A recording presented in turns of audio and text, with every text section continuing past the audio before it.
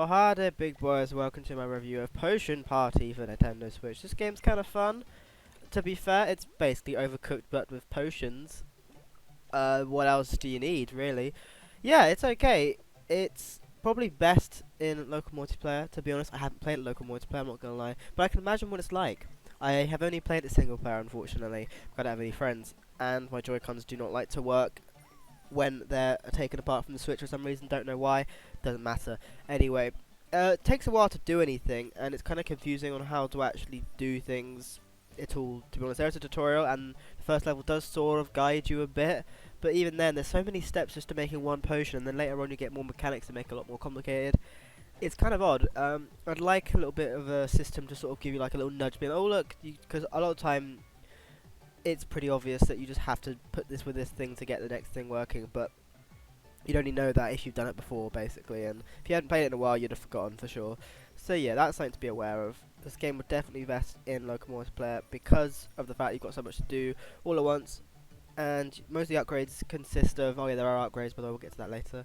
Most upgrades consist of getting more tables and more stuff to interact with to make it easier to multitask, basically. But again, I mean, you're not going to multitask unless you've got multiple people. But that's just the thing about these games, isn't it? It's pretty much always going to be like that, I'm afraid. There's not really a way around it unless you have AI, I guess, but wouldn't be a good idea.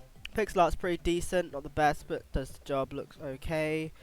Yeah, there's loads of upgrades and cosmetics and stuff. You get players different characters, and you can get permanent upgrades, which Overcooked does not have, so that's a big plus in my book. So a lot of kind of meta progression you've got going on here. And you can buy new tables, you can make it so customers come quicker and don't leave and stuff like that. All good stuff.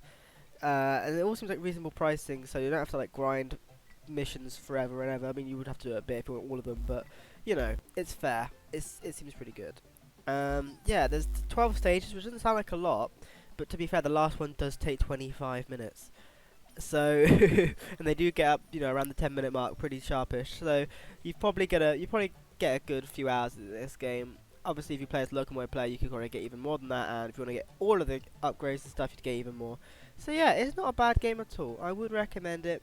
I'd probably say play this on a device where it's easier to play local multiplayer though, just because of the fact that single player this game isn't a whole lot of fun. But, you know, it's there, and it's not, I'm pretty sure it's balanced in that way to make it a bit easier, but still, yeah, it's okay.